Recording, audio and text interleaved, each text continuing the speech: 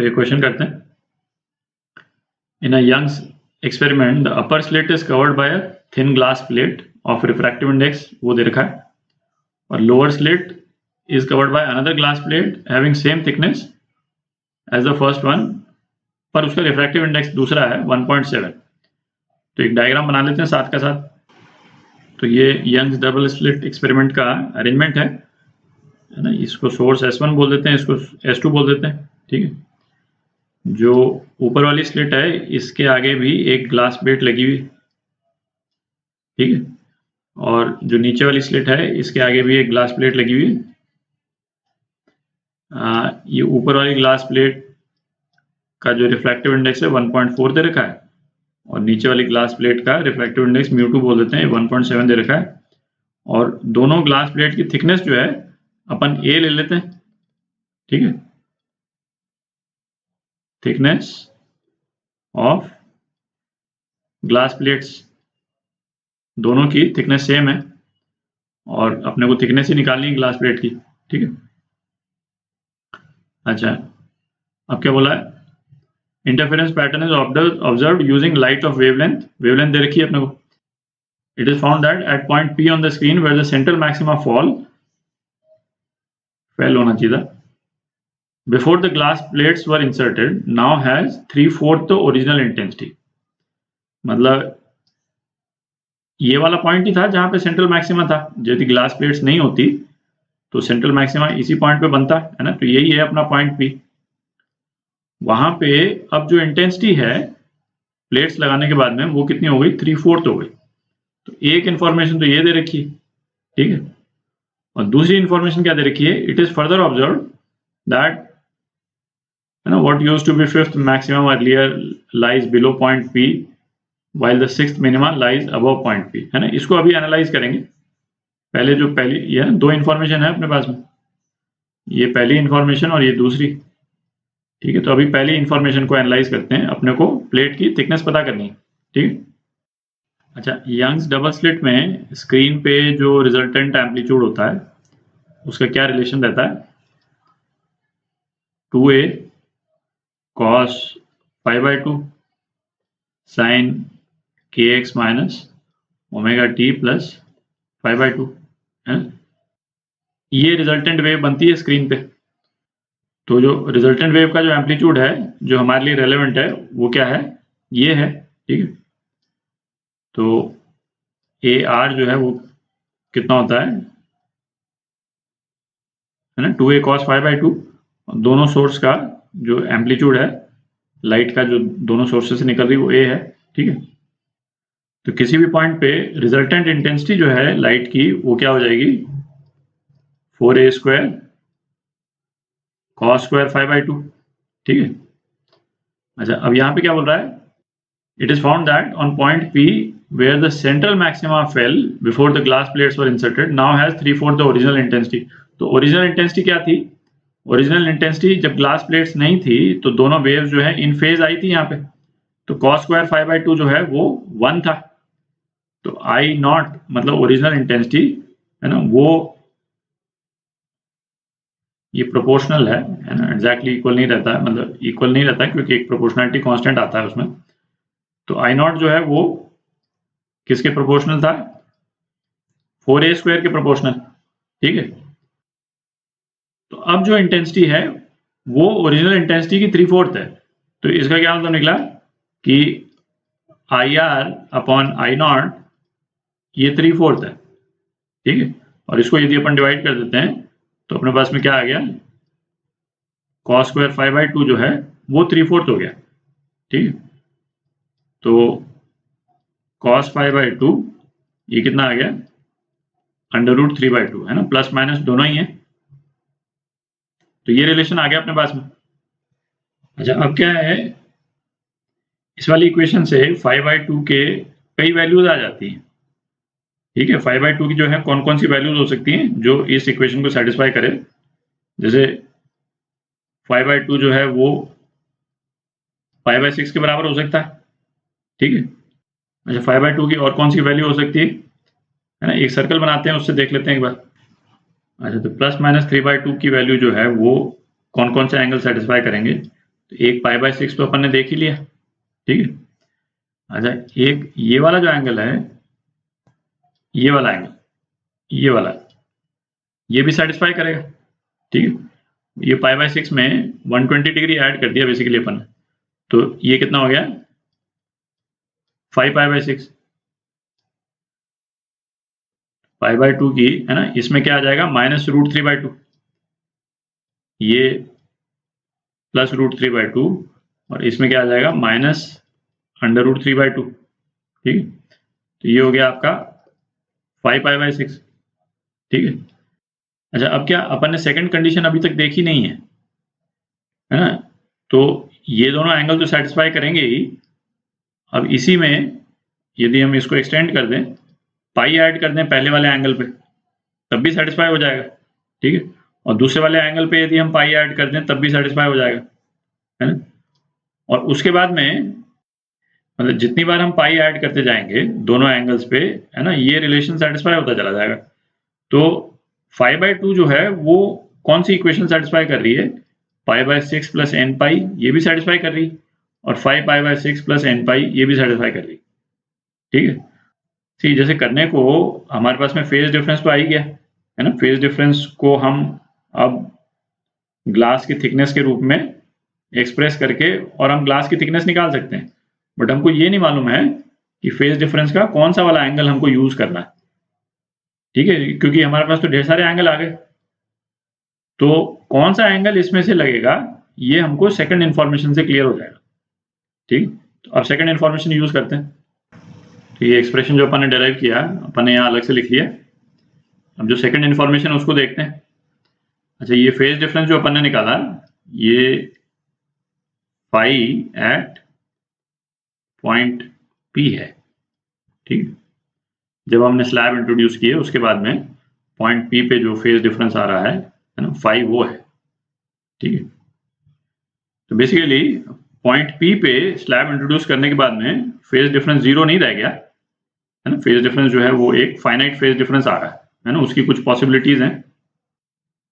अच्छा, अब क्या बोल रहा है, it is further observe that what used to be the fifth maximum, used to be मतलब जब स्लैब नहीं था, तो स्लैब नहीं था तो फिफ्थ मैक्सिमम सपोज यहां पे आ रहा है, fifth maximum, what used to be fifth maximum earlier lies below point P while the sixth minima lies above point P, है ना। तो क्या बोल रहा है कि पहले जब स्लैब्स नहीं थे फिफ्थ मैक्सिमम यहां था, और सिक्स्थ मिनिमम जो है वो यहां था। ये स्लैब इंट्रोड्यूस करने के बाद में शिफ्ट होकर के कहां आ गए, फिफ्थ मैक्सिमम तो यहां आ गया, फिफ्थ मैक्सिमम यहां आ गया, ठीक है। Fifth maximum lies below point P और सिक्स्थ मिनिमम कहां आ गया, sixth minimum just above point P आ गया, ठीक है। तो इसका मतलब क्या हुआ, ये सारी फ्रिंजेस जो हैं वो नीचे की तरफ शिफ्ट कर गई। तो इसका मतलब सेंट्रल मैक्सिमा जो है वो भी यहां पे शिफ्ट कर गया होगा कहीं किसी पॉइंट पे, है ना, पॉइंट P' बोल देते हैं उसको। अच्छा, सेंट्रल मैक्सिमा यहाँ पे क्यों शिफ्ट कर रहा है, ठीक है, इसको अपन डिटेल में एक एग्जांपल में हम डिस्कस कर चुके हैं, ठीक है। यदि आपको, है ना, उसमें कंफ्यूजन हो तो एक बार मैं सजेस्ट करूंगा उस एग्जांपल को आप जाकर के देख लें, है ना। बेसिक पॉइंट ये है, सेंट्रल मैक्सिमा का मतलब क्या निकला कि यहाँ पे पार्ट डिफरेंस 0 है, ऑप्टिकल पार्ट डिफरेंस, ठीक है। और यहाँ पे ऑप्टिकल पार्ट डिफरेंस 0 कैसे हो जाता है कि S2 से जो रे आ रही है उसमें एक एडिशनल पार्ट डिफरेंस क्या ऐड होता है, ये S2P' है ना, ये तो geometric part difference plus μ2 - 1 into A, है ना, ये अपन देख चुके हैं, पहले डिस्कस कर चुके हैं। और S1 से जो रे आएगी इस टाइप से, उसका पार्ट डिफरेंस क्या होगा, S1P' geometric part difference plus μ1 - 1A। अब चूंकि μ2 μ1 से ज्यादा है, इसका मतलब ये वाली टर्म जो है वो इस वाली टर्म से ज्यादा है। तो इसका मतलब हुआ कि S1P' ज्योमेट्रिकली ज्यादा लंबा होने के बाद भी ऑप्टिकल पार्ट डिफरेंस S1P' और S2P' का सेम होगा, ठीक है। क्यों, क्योंकि ये वाली टर्म जो है वो S2P' में ज्यादा है, S2P' के ऑप्टिकल पाथ में ज्यादा है, ठीक है, तो अब यूज करते हैं इस इंफॉर्मेशन को। अच्छा, पॉइंट पी डैश पे मैक्सिमम बन रहा है, सेंट्रल मैक्सिमम है ना, यहाँ पार्ट डिफरेंस 0 है, तो पॉइंट पी डैश पे पार्ट डिफरेंस 0 है, तो पार्ट डिफरेंस जो है इस डायरेक्शन में इंक्रीज कर रहा है ग्रेजुअली, ये तो दिख रहा, ठीक है। तो अब पॉइंट पी पे अपन पार्ट डिफरेंस निकालते हैं, delta X at point P, ठीक है। तो ये क्या हो जाएगा, S2P ऑप्टिकल पाथ, OP लिख रहा हूं, optical path minus S1P optical path, तो ये कितना हो गया, S2P जो ज्योमेट्रिकल पाथ था plus μ2 minus 1 into A minus S1P plus μ1 minus 1 A, ठीक है। अच्छा, S1P और S2P ज्योमेट्रिकली तो सेम ही है, ये कैंसिल आउट हो गए, तो ये कितना आ गया, μ2 माइनस μ1 इंटू A, ये पार्ट डिफरेंस है एट पॉइंट P, जो पहले 0 होता था अब इतना पार्ट डिफरेंस आ गया, ठीक। अच्छा, अब क्या बोल रहा है, ये पार्ट डिफरेंस जो आया है वो फिफ्थ मैक्सिमा के पार्ट डिफरेंस से ज्यादा है, तो फिफ्थ मैक्सिमा का जो पार्ट डिफरेंस जो है वो मैं अभी n लैम्डा के टर्म्स में लिख देता हूं, किसी एक n लैम्डा से ज्यादा है ये part difference μ2 minus μ1 into A, और सिक्स्थ मिनिमा, तो सिक्स्थ मिनिमा का भी अभी मैं मिनिमा का एक जनरल टर्म्स में लिख देता हूं n प्लस हाफ लैम्डा, है ना, किसी एक n प्लस हाफ लैम्डा से कम। अच्छा, अब करते हैं इसको, फिफ्थ मैक्सिमा के लिए n की क्या वैल्यू होगी, है ना, ये चूंकि क्रूशियल स्टेप है तो इसमें जो वैल्यूज जो है अपन थोड़ा ध्यान से बने। फिफ्थ मैक्सिमा के लिए n जो है वो 5 होता है, फर्स्ट मैक्सिमा के लिए 1, सेकंड के लिए 2, फिर 3, 4, 5, तो ये हो गया 5 lambda, should be less than μ2 minus μ1 A, और ये सिक्स्थ मिनिमा है ना, सिक्स्थ मिनिमा के लिए आप देखें जो फर्स्ट मिनिमा है उसके लिए n 0 है, ठीक है, जो सेकंड मिनिमा है उसके लिए n 1 है, तो सिक्स्थ मिनिमा के लिए n की क्या वैल्यू होगी, 5 होगी, 6 नहीं होगी, है ना, 5 होगी, तो 5 यहां पे डालते हैं अपन, तो ये 11 लैम्डा बाई 2 आ जाता है, ठीक है। अच्छा, और इस पूरे एक्सप्रेशन को अपन लैम्डा से डिवाइड कर दें तो एक्सप्रेशन क्या आ जाएगा, ये एक्सप्रेशन आ जाएगा, और इस तरफ से लैम्डा हट जाएगा, ठीक है। तो अब इस एक्सप्रेशन को यूज करेंगे अपन, तो अब अपने को क्या देखना है कि ये जो रेंज जो आई है μ2 माइनस μ1 A बाय लैम्डा, ये रेंज इनमें से किस एक्सप्रेशन से सेटिस्फाई होती है, ठीक है, उसको देखते हैं।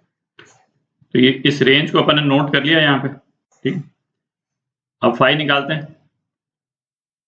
फाई जो है वो क्या होगा, 2 pi by lambda into part difference is equal to 2 pi by lambda into part difference कितना था पॉइंट पी पे, μ2 माइनस μ1 इंटू A, ठीक, और 5/2 कितना हो जाएगा, इसको 2 से डिवाइड कर देते हैं, ठीक, ये जो है कैंसिल आउट हो गया। अब 5/2 के दो एक्सप्रेशन है अपने पास में, पहला एक्सप्रेशन लेते हैं अपन, तो क्या आ जाएगा, pi by lambda μ2 minus μ1 A, ये कितने बराबर है, 5/6 प्लस n पाई, ठीक, ये पाई कैंसिल हो गया सब जगह से, तो अपने पास में ये आ गया μ2 माइनस μ1 A बाय लैम्डा, ये n प्लस 1/6। तो अब हमको देखना है, यदि हमको n की इंटीजर वैल्यू चाहिए, है ना, नॉन इंटीजर वैल्यू से नहीं चलेगा, तो इस वाले एक्सप्रेशन में यदि डालेंगे तो n की इंटीजर वैल्यू आती है क्या, ये चेक करना है अपने को, तो करते हैं check, 5 less than n plus 1/6 should be less than 11/2, ठीक है, इसका क्या मतलब निकला, अपन 6 से मल्टीप्लाई कर देते हैं थ्रू आउट, तो क्या हो गया, 30 should be less then 6n plus 1 should be less then 33, ठीक है, और इसका मतलब 29 should be less then 6n should be less then 32। तो n की कोई वैल्यू है जो इस इक्वेशन को सेटिस्फाई करे, है ना? एक वैल्यू है n इज इक्वल टू 5 पे ये सेटिस्फाई हो जाता है, ठीक है? तो n इज इक्वल टू 5 को तो अपन नोट कर लेते हैं यहाँ पे, है ना? यहाँ अपन ने नोट कर लिया n इज इक्वल टू 5। अब दूसरा एक्सप्रेशन भी एक बार लगा करके देख लेते हैं, है ना? कहीं सेटिस्फाई ना हो जाए, क्योंकि अपने को एक ही एक्सप्रेशन चाहिए, तो होना तो नहीं चाहिए सेटिस्फाई, फिर भी अपन लगा करके देख लेते हैं। और इसमें क्या आ जाएगा 5/6 प्लस n, है ना? वो इस रेंज के बीच में होना चाहिए, तो करते हैं उसको। तो 5 should be less then 5/6 plus n and that should be less than 11/2, है ना? फिर 6 से मल्टीप्लाई कर देते हैं, तो ये आ गया 30 शुड बी लेस देन 5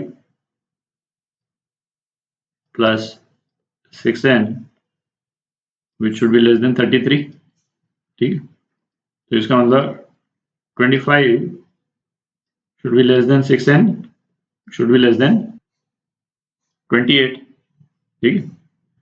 तो अब इसमें यदि आप देखें तो 25 और 28 के बीच में 6n की कोई वैल्यू नहीं आती, है ना? n की कोई भी इंटीजर वैल्यू 25 से 28 के बीच में 6n को नहीं पहुंचा पाएगी, ठीक है? तो इसका मतलब ये हमारा ऑप्शन नहीं है, ठीक है? अब अपन निकाल सकते हैं, तो अब इस एक्सप्रेशन को यूज कर सकते हैं अपन। ये एक्सप्रेशन कितना हो जाएगा μ2 माइनस μ1 a बाय लैम्डा, और n की जगह अपन ने 5 की वैल्यू डाल दी, ठीक?